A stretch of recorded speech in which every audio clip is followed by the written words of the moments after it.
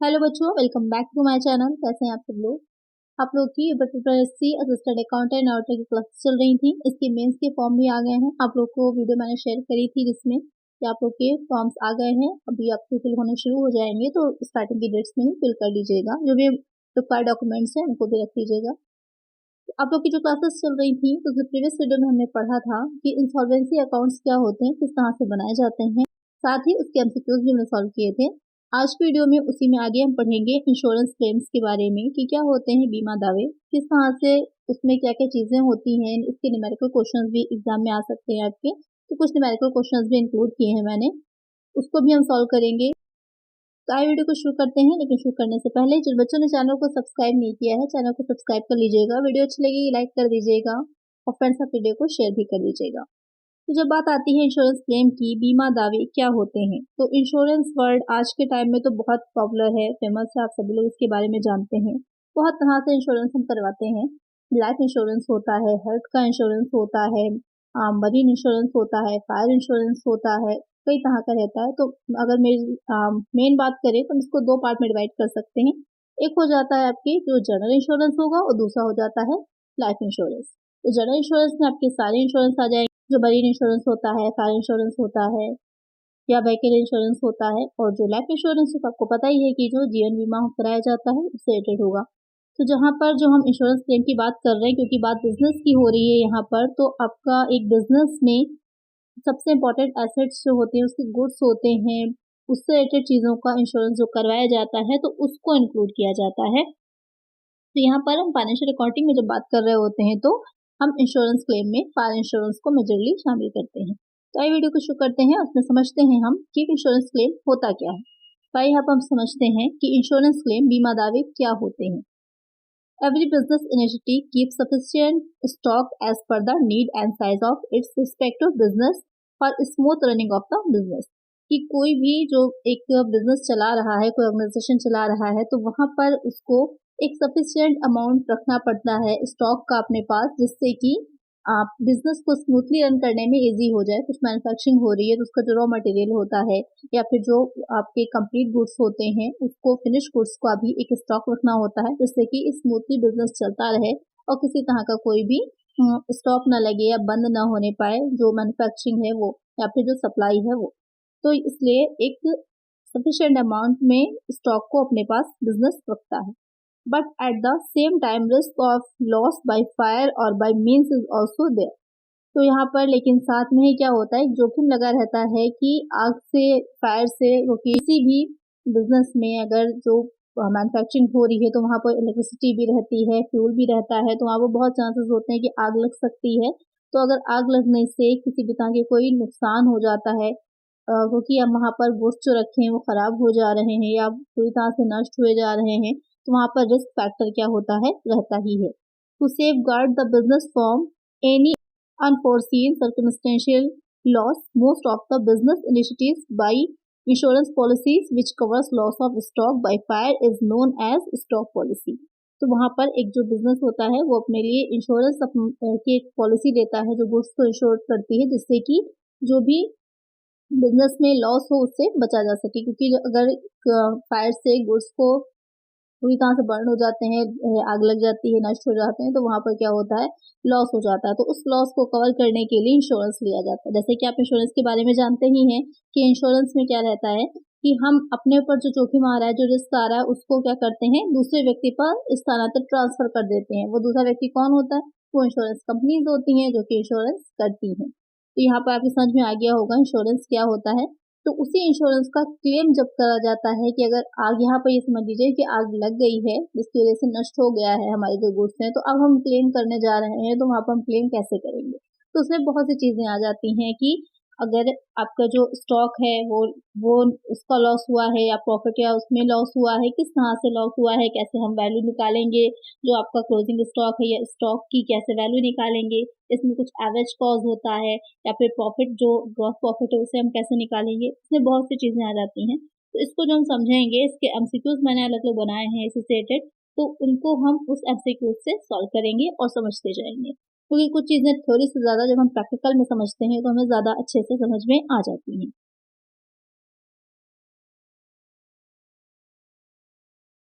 तो इसमें हम फर्स्ट क्वेश्चन लेते हैं कि एक व्यवसाय स्टॉक की हानि और लाभ की हानि के दावों को कवर करने के लिए एक डैश बीमा पॉलिसी लेता है। A business takes a dash insurance policy to cover the claims for loss of stocks and loss of profit, fire, life insurance, car insurance, health insurance। तो अभी मैंने बताया था कि एक बिजनेस की बात करेंगे तो कैसी पॉलिसी होती है, वो अग्नि बीमा या आग से बीमा या फिर फायर इंश्योरेंस पॉलिसी ली जाती है। तो करेक्ट आंसर हो जाएगा ऑप्शन ए। नेक्स्ट क्वेश्चन लेते हैं। आग लगने की तिथि पर स्टॉक का मूल्य एक डैश खाता तैयार करके अधिक सटीक रूप से पता लगाया जा सकता है। The value of stock on the date of fire can be ascertained more stably by preparation of a dash trading account, memorandum trading account, balance sheet, profit and loss account. यहाँ पर क्वेश्चन में कह रहा है कि जिस दिन, जिस तिथि को, जिस डेट में आग लग रही है उस डेट में स्टॉक की वैल्यूएशन अगर हमें निकालनी है, उसका मूल्य निकालना है, तो उसके लिए हमें कौन सा अकाउंट देखना पड़ता है या तैयार करना पड़ता है। तो उसके लिए आपका स्मारक व्यापारिक खाता बनाया जाता है, मेमोरेंडम ट्रेडिंग अकाउंट बनाया जाता है। जैसे कि आप लोग स्क्रीन पर एक देख रहे होंगे, इसका परफॉर्म मैंने लगा दिया था कि कैसे होता है, किस तरह का होता है। तो मेमोरेंडम ट्रेडिंग अकाउंट में एक साइड जो आपका डेबिट होगा, एक क्रेडिट साइड हो जाता है। तो टू साइड में आपकी ओपनिंग स्टॉक आ जाता है, परचेजेस हैं, टू वेजेस हैं, या फिर जो डायरेक्ट एक्सपेंसेस होते हैं। जैसे आपका ट्रेडिंग अकाउंट बनता है एज इट इज, इसको भी वैसे ही बनाया जाता है। बाई सेल जितनी भी हुई है और जो बैलेंसिंग अमाउंट होता है उससे हम क्लोजिंग स्टॉक का अमाउंट निकाल लेते हैं। तो क्वेश्चन इस तरह से भी आपका आ सकता है कि आपसे कहेगा कि क्लोजिंग स्टॉक का अमाउंट बताइए, तो वहां पर जो इन्फॉर्मेशन आपकी दे रखी होंगी इसी में ही इनपुट आप करेंगे। जो जो चीज आपकी टू साइड में, टू में, बाई साइड वाली बाई में, उससे आपको यहाँ पर बैलेंसिंग अमाउंट पता चल जाएगा क्लोजिंग स्टॉक के रूप में।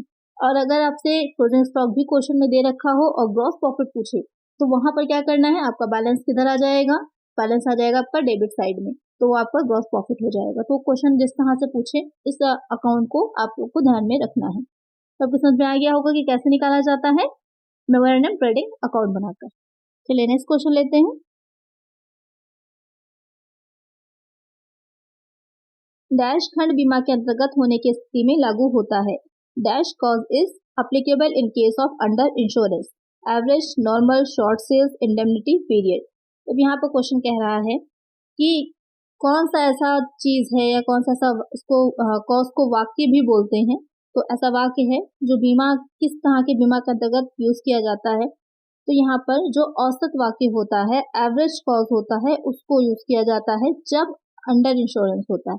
अभी अंडर इंश्योरेंस क्या होता है इसको समझ लेते हैं। तो अंडर इंश्योरेंस जो होता है, जैसे कि कोई व्यापारी है, कोई बिजनेसमैन है, उसका जो माल है, जो भी गुड्स है, वो 80,000 के हैं, लेकिन वो बीमा क्या करा रहा है, सिर्फ 50,000 का ही करवा रहा है। यानी कि 80,000 के उसके गुड्स है, एक्चुअल में जो वैल्यू है उनकी, लेकिन वो बीमा कितने का कराएगा, सिर्फ 50,000 का ही कराएगा। तो 50,000 का इसलिए भी कम का बीमा करवाया जाता है क्योंकि यहाँ पर जो व्यवसायी होगा उसको बीमा कंपनी को जिससे कि बीमा कराया जा रहा है उसको प्रीमियम कम देना पड़ता है। इस वजह से वो क्या करता है, कम राशि का बीमा कराता है। और जो माल नष्ट होगा उसकी तो भरपाई जो होगी या फिर जो भी क्षतिपूर्ति होगी वो तो इंश्योरेंस के जरिए हो ही जाएगी। इस वजह से वो कम राशि का बीमा कराता है। तो यहाँ पर इस तरह की जो भी सिचुएशन होती है उसी को कहा जाता है अंडर इंश्योरेंस, यानी कि कम पर बीमा हुआ है, जितने की राशि थी पूरे पर नहीं हुआ है अंडर इंश्योरेंस से, इसलिए इसको कहा जाता है। और ऐसी सिचुएशन में क्या होता है, ये एवरेज कॉस्ट आपका लागू भी होता है, एवरेज कॉस्ट अप्लीकेबल भी होता है। अब क्वेश्चन ये आता है कि ये है क्या या किस तरह से निकाला जाता है। इसको निकालने के लिए क्या होता है, इसका एक फॉर्मूला होता है, जैसे कि आप स्क्रीन पर देख रहे होंगे। Claim be made by insurance company, बीमा कंपनी द्वारा किया जाने वाला जो दावा होता है उसका क्लेम कितने का राशि का जो निकाला जाएगा, तो वास्तविक क्षति की राशि यानी कि एक्चुअल में कितना लॉस हुआ है इनटू हो जाता है बीमा की राशि, इंश्योरेंस पॉलिसी अमाउंट, और उसके बाद अपॉन में क्या आ जाएगा, total value of stock on the date of fire, यानी कि जिस दिन आग लगी थी उसमें कितना जो रहतिया था उसका पूरा मूल्य। तो यहाँ पर हानि के दिन यानी रहतिये का या जो स्टॉक है उसका टोटल वैल्यू इस फॉर्मूले से निकाला जाता है, जो भी इंश्योरेंस क्लेम की राशि होती है। आगे हम इससे रिलेटेड न्यूमेरिकल्स देखेंगे जहाँ पर हम इसको समझेंगे। तो आपको समझ में आ गया होगा कि एवरेज कॉस्ट कहाँ पर अप्लीकेबल होता है या अंडर इंश्योरेंस क्या होता है। आइए नेक्स्ट क्वेश्चन लेते हैं। जिस अवधि के लिए पॉलिसी ली जाती है उसे डैश अवधि के रूप में जाना जाता है। The period for which A policy is taken known dash S period, indemnity, short cell, long, fixed. Question में कह रहा है कि जिस अवधि के लिए वो बीमा पॉलिसी ली जा रही है उस अवधि को क्या कहा जाता है। तो बहुत ही सिंपल सा, उस अवधि को क्या कहा जाता है, उसे इंडेमनिटी पीरियड कहा जाता है। तो एक आंसर क्या हो जाएगा, ऑप्शन ए। नेक्स्ट क्वेश्चन है, डैश पॉलिसी स्टॉक अचल संपत्ति, लाभ, व्यय आदि के नुकसान को कवर करती है। A dash policy covers loss of stock, fixed asset, profit, expenses etc. Compact, comprehensive, horizontal, operating. ऐसी पॉलिसी जो कि आपकी सारी ही चीजों को कवर करे कि loss of stock, fixed asset के लिए भी हो, प्रॉफिट, एक्सपेंसेस सबसे रिलेटेड हो, सबके लिए ली गई हो, सबको कवर करती हो, तो क्या कहलाती है, वो कहलाती है कॉम्प्रिहेंसिव पॉलिसी। तो एक आंसर हो जाएगा ऑप्शन बी। नेक्स्ट क्वेश्चन है, अग्नि बीमा निम्नलिखित के लिए कवर प्रदान करता है या फिर सुरक्षा प्रदान करता है। Fire insurance provides cover for dash tangible asset, intangible asset, fictitious asset, none of the above. तो जो फायर इंश्योरेंस होता है वो किसको कवर देता है या किसके लिए कराया जा सकता है, सिंपल से भी समझ सकते हैं। तो वो टैंगेबल एसेट्स के लिए, मूर्त संपत्तियां जो होती हैं उनका ही इंश्योरेंस कराया जा सकता है, फायर इंश्योरेंस। तो एक आंसर हो जाएगा ऑप्शन ए। नेक्स्ट क्वेश्चन है, लाभ हानि नीति में औसत खंड किसके द्वारा सुरक्षा करता है। The average clause in a loss of profit policy protects by insured, insurer, workers, none of the above. Question में कह रहा है कि जो लाभ हानि नीति होती है उसमें जो औसत खंड वाक्य होगा, यानी कि जो एवरेज कॉज होता है वो किसके द्वारा जो होती है वो प्रोटेक्शन देता है। यहाँ पे एक चीज ध्यान रखिए, क्वेश्चन दो तरह से आता है, एक प्रोटेक्ट्स बाय लिखा होता है, एक प्रोटेक्ट द लिखा होता है। तो यहाँ पर जो क्वेश्चन दिख रहा है प्रोटेक्ट्स बाय, तो यहाँ पर बीमाकृत कौन होता है या बीमा करता है, इसको ध्यान में रखिएगा। इंश्योर्ड या इंश्योरर कौन होता है, इंश्योर्ड बीमाकृत, यानी कि जिसका बीमा हो गया, इसको बीमित व्यक्ति भी कह सकते हैं। इंश्योर्ड है जिसका बीमा हुआ है, जिसका बीमा कराया गया है। और इंश्योरर कौन होता है, बीमा करता, यानी कि वो कंपनी, बीमा कंपनियां जिन्होंने बीमा किया होता है। तो यहाँ पर इसको जरा अच्छे से समझ लीजिएगा कि कौन व्यक्ति क्या कहलाता है। इंश्योर्ड वो होगा जिसका बीमा किया गया है, और इंश्योरर वो है जिसने बीमा किया है, यानी कि बीमा कंपनी। तो यहाँ पर क्या कह रहा है कि औसत खंडवाद किसके द्वारा, तो अभी आपको एवरेज कॉज मैंने समझाया था कि जैसे आप की जो कंपनी होती है या जो भी आपकी ऑर्गेनाइजेशन है, बिजनेस है, तो पूरे माल का या पूरे जो गुड्स होते हैं उसकी वैल्यू का बीमा नहीं कराती हैं, वो कम कराती हैं। क्यों, क्योंकि अगर पूरे का कराएंगी, जैसे कि 80,000 का है, 50,000 का कराती हैं, अगर आपने पूरे 80,000 का कराया तो वहाँ पर प्रीमियम आपको ज्यादा देना पड़ता है, इस वजह से कंपनियां कम का कराती हैं। तो यहाँ पर जब अगर हानि होगी, अगर पूरे को 50,000 का बीमा करा रही हैं, तो अगर किसी भी तरह से आग से नष्ट होता है तो 50,000 पूरा का पूरा उन कंपनी से मिल जाता है, इस वजह से। लेकिन यहाँ पर हानि किसको होती है, जो बीमा कंपनियां होती हैं, जो कंपनीज होती है जो बीमा कर रही होती हैं, जो इंश्योरर होते हैं, उनको हानि होती है। तो यहाँ पर किससे प्रोटेक्ट करने के लिए इसको लागू किया जाता है एवरेज कॉस्ट को, जो इंश्योर्ड होते हैं, बीमाकृत होते हैं, यानी कि जो कंपनीज हैं जो बीमा अपना करवाने जा रही हैं बीमा कंपनियों में, उनको जो है प्रॉफिट देने के लिए, ऐसा समझ सकते हैं कि उनको सुरक्षा देने के लिए, प्रोटेक्ट करने के लिए। तो करेक्ट आंसर यहाँ पर क्या हो जाएगा, ऑप्शन ए। जो बीमाकृत होते हैं उनसे प्रोटेक्शन देने के लिए किया जाता है, एवरेज कॉस्ट को लागू किया जाता है, क्योंकि वहां पर फिर एक फार्मूला लग जाता है, उस फार्मूले से निकाला जाता है कि कितना इंश्योरेंस का क्लेम किया जाएगा, जो कि अभी मैंने आपको समझाया हुआ है। उसके बाद जो राशि निकल के आती है वही वो चुकाती है, इस वजह से वो बीमाकृत जो होते हैं, जो इंश्योर्ड होते हैं, उनसे प्रोटेक्शन दिया जाता है। नेक्स्ट क्वेश्चन है, अग्नि बीमा पॉलिसी किस पर ली जा सकती है। Fire insurance policy can be taken for loss of stock, loss of profit, life of A partner, loss of stock और लॉस ऑफ प्रॉफिट। तो जो अग्नि बीमा पॉलिसी है वो किस पर ली जा सकती है, तो आपको मैंने बताया ही था कि जो फायर इंश्योरेंस होता है वो किसका होता है, जो लॉस ऑफ स्टॉक होगा या फिर लॉस ऑफ प्रॉफिट, इन दोनों पर ही लिया जा सकता है। तो यहाँ पर करेक्ट आंसर क्या हो जाएगा, ऑप्शन डी होगा। करेक्ट आंसर हो जाएगा ऑप्शन डी। नेक्स्ट क्वेश्चन है, वह स्टॉक जिस आग से बचाया जाता है कहलाता है। The stock which is rescued from fire is scrap, defective, salvage stock या फिर क्लेम।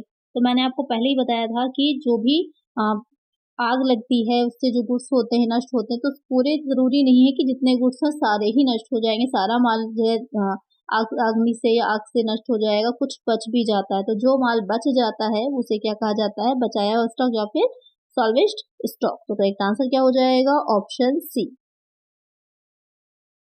नेक्स्ट क्वेश्चन है, If the indemnity period is 6 months, standard turnover is 20,000, annual turnover is 50,000, turnover during indemnity period is 8,000, then short sales amount will be। यदि क्षतिपूर्ति अवधि 6 माह की है, मानक टर्नओवर जो है वो 20,000 है, वार्षिक टर्नओवर कितना है 50,000 है, क्षतिपूर्ति अवधि के दौरान टर्नओवर कितना है 8,000 है, तो वहां पर लघु राशि क्या होगी, यानी कि वहां पर लघु बिक्री या फिर कह सकते हैं कि कम बिक्री क्या होगी।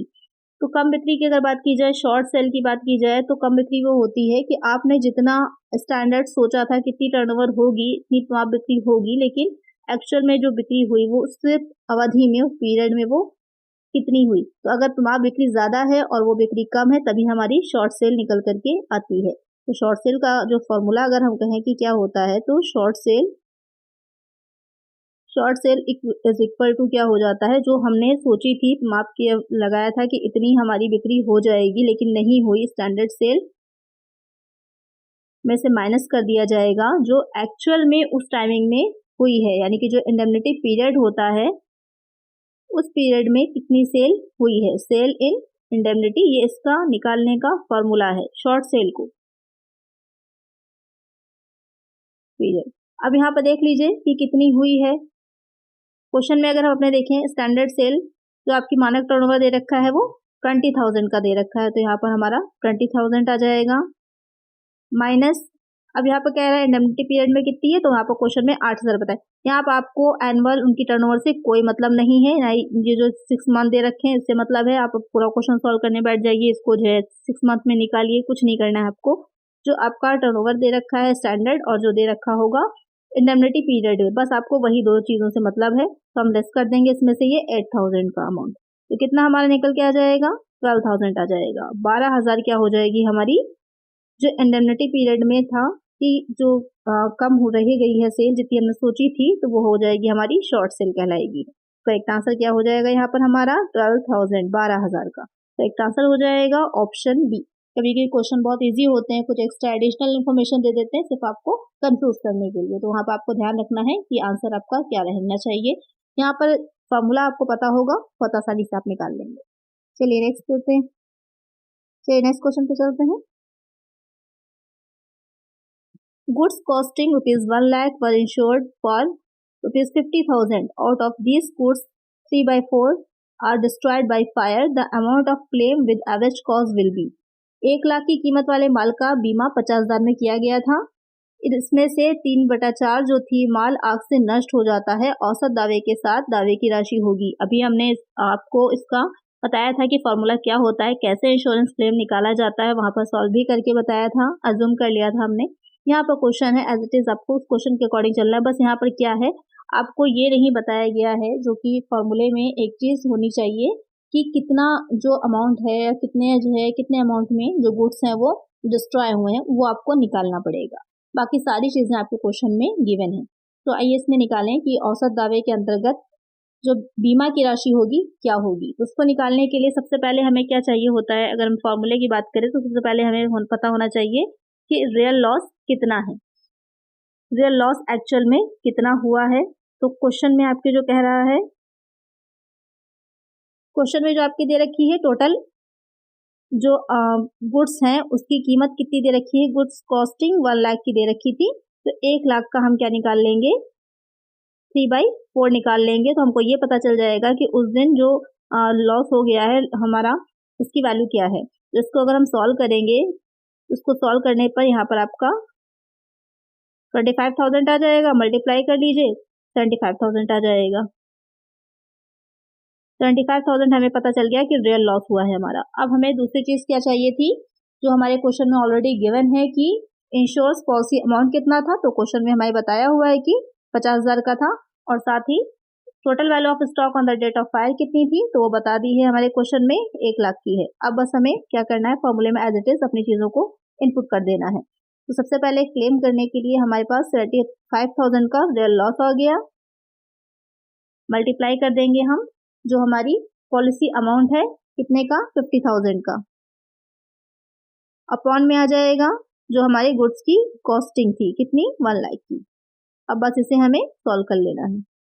इसे सॉल्व करेंगे तो सबसे पहले इस तरह के क्वेश्चन में इसमें बहुत से जीरो हैं, तो सबसे पहले इसी को सॉल्व कर लीजिए। जीरो से जीरो चले जाएंगे, यहाँ पर ये जीरो चला जाएगा, यहाँ पर ये जीरो कट हो जाएगा। अब हमारे पास क्या बचेंगे, दो आपके यहाँ पर जीरो आ जाएंगे, मल्टीप्लाई कर लीजिए, 5 आ जाएगा, 7 टाइम्स जाएगा 5 से, तो कितना आ जाएगा 35, और 2 कैरी करेंगे तो आ जाएगा 37, 37,500, 37,500 ये हो जाएगी हमारे इंश्योरेंस के क्लेम की राशि।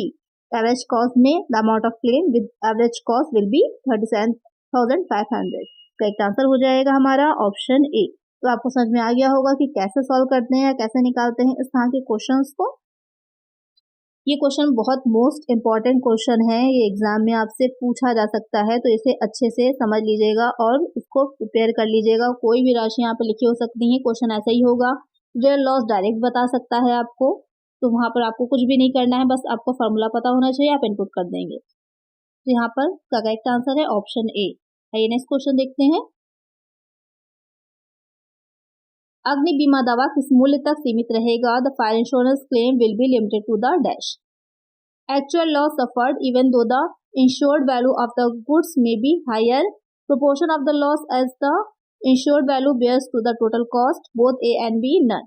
क्वेश्चन में कह रहा है कि जो फायर इंश्योरेंस कराया जाता है तो उसका क्लेम जो होता है कहाँ तक सीमित रहता है या फिर कहाँ तक लिमिटेड रहता है। तो वहां पर जो एक्चुअल में हानि हुई है, चाहे उसकी भले ही बीमा मूल्य की कीमत अधिक हो, तो अगर वहां पर आपका एवरेज कॉस्ट वाला फॉर्मूला नहीं लगा है तो यहाँ पर आपका ये वाला फॉर्मूला लागू हो जाता है। अगर एवरेज कॉस्ट वाला लगा है तो सेकंड नंबर पे जो बी ऑप्शन में कह रहा है कि प्रोपोर्शन में, तो आप अनुपात से निकालते हैं ना इंश्योरेंस क्लेम की राशि, तो वो दोनों ही, ये दोनों ही तरीके से आप क्या है, क्योंकि यहाँ पर क्वेश्चन में आपसे डायरेक्ट नहीं पूछा था कि एवरेज कॉस्ट के अंतर्गत बताना है या उसके बिना बताना है, तो ये दोनों ही आपके करेक्ट हो जाएंगे। करेक्ट आंसर हो जाएगा यहाँ पर आपका option C, both A and B. Next question लेते हैं। If sales of last year is rupees 6 lakhs and sale of corresponding current year is rupees 2 lakh, then short sale will be। यदि पिछले वर्ष की बिक्री 6 लाख है और संबंधित चालू वर्ष की बिक्री 2 लाख रुपए है तो कम बिक्री होगी। यहाँ पर आपको बताना है कि आपने जो लास्ट ईयर में आपके एक्चुअल में सेल हुई थी और आपने जो कोरस्पॉन्डिंग करेंट ईयर की सेल रखी है, तो बीच का डिफरेंस कितना है, वही डिफरेंस क्या हो जाएगा, आपका आंसर हो जाएगा। बहुत ही सिंपल सा क्वेश्चन है, तो इसका आंसर आप लोग मुझे कमेंट करिए कि कितना निकल के आएगा इसका करेक्ट आंसर। सब बच्चे कमेंट करेंगे, आप लोग बहुत कम कमेंट करते हैं, तो सही इसका करेक्ट आंसर मुझे कमेंट करिएगा। चलिए नेक्स्ट क्वेश्चन। यदि पॉलिसी औसत खंड या औसत वाक्य के बिना है तो लाभ हानि का दावा होगा। If the policy is without average cost, a claim for loss or profit will be sum insured, higher of actual loss and sum insured, lower of actual loss and sum insured, all of the above। तो question कह रहा है कि यहाँ पर अगर जो बीमा कराया गया था वहां पर देखिए, यहाँ पर क्वेश्चन साफ साफ आपसे पूछ रहा है कि बिना एवरेज कॉस्ट के कराया गया है, कोई एवरेज कॉस्ट वहां पर नहीं है, तो वहां पर हमारा जो क्लेम करेंगे लॉस ऑफ प्रॉफिट के लिए तो कितना होगा। तो जो बीमा की राशि होती है, जितनी राशि का बीमा कराया गया होता है वही हमारा क्लेम होगा, या फिर जो वास्तविक हानि और बीमा राशि में जो अधिक होगा वो क्लेम है, या फिर वास्तविक हानि और बीमा राशि में से जो कम होगा। तो यहाँ पर एक्चुअल लॉस या फिर जो इंश्योरेंस कराया गया है उस राशि में से जो कम होगा वही क्या होता है, उसी का ही इंश्योरेंस के लिए क्लेम किया जाता है, उसी का दावा किया जाता है। जैसे कि 30,000 का अगर लॉस हुआ है एक्चुअल में और बीमा की राशि 50,000 है, तो 30,000 जो 30,000 का होगा, क्योंकि यहाँ पर क्षतिपूर्ति अधिनियम लागू होता है, कंपनसेशन एक्ट जो होगा वो लागू होता है, और उसके अनुसार एक्चुअल में जितनी भी हुई होती है क्षति, जितनी भी लॉस हुआ होता है उसको ही चुकाया जाता है। तो यहाँ पर करेक्ट आंसर क्या हो जाएगा हमारा, ऑप्शन सी होगा, lower of actual loss and sum insurance. इन दोनों में से जो कम होगा उसी को ही दिया जाएगा, उसी का ही इंश्योरेंस के लिए क्लेम किया जा सकता है। करेक्ट आंसर क्या हो जाएगा, ऑप्शन सी। नेक्स्ट क्वेश्चन लेते हैं। सकल लाभ की गणना इस प्रकार की जा सकती है। Gross profit can be calculated as dash, net profit plus insured standing charges, net profit minus insured standing charges, net profit plus standing charges, all of the above. तो क्वेश्चन यहाँ पर कह रहा है कि जब ग्रॉस प्रॉफिट को हम निकालेंगे, ग्रॉस प्रॉफिट की गणना करते हैं, तो उसका क्या फॉर्मूला रहता है या क्या सूत्र होता है, क्या फॉर्मूला रहता है, कैसे निकाला जाता है। तो आपको ध्यान होगा कि जो ग्रॉस प्रॉफिट हम लोग निकालते हैं उसके बाद हम जो भी स्टैंडिंग चार्जेस होते हैं जो भी एक्सपेंसेस हुए होते हैं उन सबको लेस कर देते हैं तो निकल के हमारा क्या आ जाता है, नेट प्रॉफिट आ जाता है। तो यहाँ पर हमें नेट प्रॉफिट में कुछ ऐड करना होगा, तो ऐड करने के बाद ही क्या होगी हमारा निकल के आएगा आंसर। तो यहाँ पर ये बी पॉइंट तो हट गया सीधे सीधे, यहाँ पर माइनस दे रखा था। अब यहाँ पर कह रहा है कि क्योंकि बात हो रही है इंश्योरेंस की, तो इंश्योरेंस की जब बात हो रही होगी तो नेट प्रॉफिट में इंश्योर्ड स्टैंडिंग चार्जेस जब हम ऐड करते हैं तो हमारा निकल करके ग्रॉस प्रॉफिट आ जाता है। तो एक आंसर क्या हो जाएगा हमारा, ऑप्शन ए हो जाएगा। नेक्स्ट क्वेश्चन है, if net profit is rupees 2 lakh, insured standing charges is rupees 1,50,000, sales of the previous year is rupees 18 lakh, then gross profit rate will be. शुद्ध लाभ कितना है, 2 लाख का। बीमित स्थायी शुल्क कितना है, 1,60,000 रुपए। पिछले वर्ष की बिक्री कितने की, 18 लाख की। तो आपको बताना है सकल लाभ की दर क्या होगी। तो यहाँ पर ग्रॉस प्रॉफिट रेट आपको बताना है। बहुत ही सिंपल सा क्वेश्चन है। निकालने के लिए क्या करेंगे, जो नेट प्रॉफिट है उसमें हम क्या ऐड कर देंगे, क्योंकि हमें यहाँ पर ग्रॉस प्रॉफिट चाहिए। इसको निकालने के लिए जो इसका फॉर्मूला की अगर हम बात करें तो इसमें सकल लाभ दर निकालने के लिए हमारा क्या फॉर्मूला होता है, जो ग्रॉस प्रॉफिट है हमारा, इसको शॉर्ट में जीपी लिख दें, इंटू 100 हो जाएगा, अपॉन में क्या हो जाता है, सेल्स आ जाती है। तो यहाँ पर सेल्स तो हमारे क्वेश्चन में दे रखी है, ग्रॉस प्रॉफिट नहीं दे रखा। तो ग्रॉस प्रॉफिट निकालने के लिए हमें क्या करना है, हमें ग्रॉस प्रॉफिट निकालना होगा। इसके लिए हम जो नेट प्रॉफिट है उसमें इंश्योर्ड स्टैंडिंग चार्जेस को ऐड कर देंगे। तो यहाँ पर 2 लाख प्लस क्या हो जाएगा, 1,60,000, ये दोनों ऐड हो जाएंगे तो हमारे कितना ग्रॉस प्रॉफिट निकल के आ जाएगा, 3,60,000 का। अब हमें ग्रॉस प्रॉफिट पता चल गया, सेल हमारे क्वेश्चन में दे रखी थी, ग्रॉस प्रॉफिट यहाँ पर हम रख लेंगे और इसको हम सॉल्व कर लेंगे। 3,60,000 इंटू 100 हो जाएगा, अपॉन में आ जाएगा हमारी सेल्स 18 लाख की। अब आप इसको जब सॉल्व करेंगे तो सबसे पहले हम क्या फॉर्मूला था, 0 से 0 हट जाएंगे, ये दोनों यहाँ पर 3 0 जाएंगे, कितना जाएगा, 2 टाइम्स चला जाएगा और एक 0 आ जाएगा, कितना हो जाएगा, 20%। तो एक आंसर क्या हो जाएगा हमारा, ऑप्शन ए। बहुत सिंपल सा था। अभी हमने इसका पहले फॉर्मूला पढ़ा था, इससे पहले एमसीक्यूज में, उसके बाद हमने इसको कैसे प्रैक्टिकल में हम निकालते हैं वो भी देख लिया। तो आई होप आपको अच्छे से समझ में आ गया होगा। जो जो चीज़ें इंपॉर्टेंट है, जहाँ जहाँ से क्वेश्चन बन सकते हैं वो मैंने आपको अच्छे से समझा दिए इस चैप्टर से। तो अगर वीडियो अच्छी लगी है, क्वेश्चन समझ में आए हैं, तो जो क्वेश्चन मैंने पूछा है उसका भी आप लोग आंसर दीजिएगा। वीडियो अच्छी लगी है तो लाइक ज़रूर करिएगा, आप लोग लाइक नहीं करते हैं, लाइक ज़रूर क्या करिए, और चैनल को सब्सक्राइब कर लीजिएगा इसी तरह के और वीडियोज़ के लिए, और फिर साथ वीडियो को शेयर भी कर दीजिएगा। मिलते हैं नेक्स्ट वीडियो में। Thank you.